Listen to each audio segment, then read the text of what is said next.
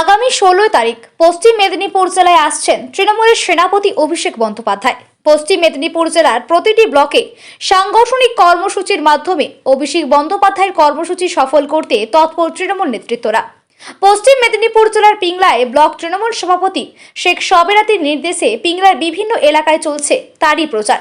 সেই সাথে বিজেপি শাসিত রাজ্যে বাংলা বাঙালির উপর অত্যাচার, এসআইআরের সাধারণ মানুষকে হেনস্থা ও বিজেপির মিথ্যা কুৎসা অপপ্রচারের প্রতিবাদে আজ পিংলার করকাই এলাকায় পথসভা ও মিছিল করল তৃণমূল কংগ্রেস।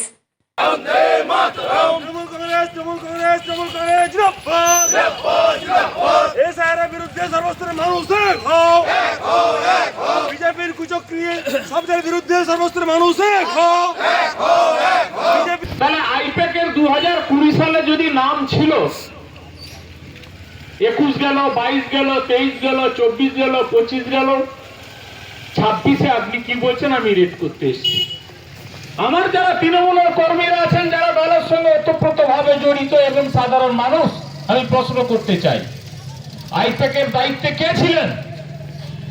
যিনি আইপ্যাকের দায়িত্বে ছিলেন তিনি এখন বিহারে চলে গেছেন জনসুরত পার্টি করতে। প্রতীক জৈন তো দায়িত্বে ছিলেন না।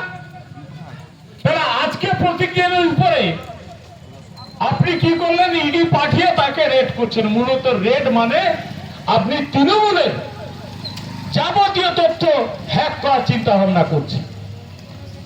তারা জেনে গেছে যে এসআইআর করে কিছু লাভ নেই বাংলাতে।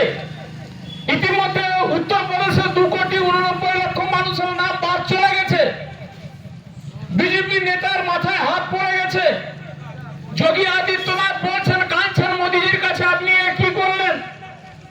আমার তো 3 কোটি ভোটার বাদ চলে গেল, আমি ক্ষমতায় ফিরবো কি করে? আর বাংলার বিজেপি নেতারা শুভেন্দু বাবু সহ তারা বলেছিল 1.5 কোটি বাংলাদেশি রোহিঙ্গা বাদ যাবে। দেখা গেল আজ পর্যন্ত একটা রোহিঙ্গা, একটা বাংলাদেশি পাওয়া গেল না। ভালো লাগে বিজেপির নেতারা, বাংলাতে কোনো নেতা নেই। আজকে আমি দেখলাম হরিয়ানা, উত্তরপ্রদেশ, বিহার থেকে 600 জনের প্রতিনিধি বাংলাতে আসছে, তারা নাকি ভোট করাবে। অযোগ্য বাংলার বিজেপি নেতারা, মানুষ তাদের বিশ্বাস করে না। এই কারণে করেন না। কেউ কাগজে মুড়ে টাকা নিয়েছে, যত তৃণমূলের ডাস্টবিনে ফেলা মাল, সিপিএম এর হার মাল, তারা গিয়ে বিজেপির নেতা হয়েছেন। তাই তাদেরকে সাধারণ মানুষ বিশ্বাস করতে পারছে না বলেই বাইরে থেকে 600 জনকে নামিয়ে বাংলাতে ভোট করতে চাইছে, দখল নিতে চাইছে। গতকালকে কৌস্তব বাগচি, এবিপি আনন্দ অনেকে দেখেছেন।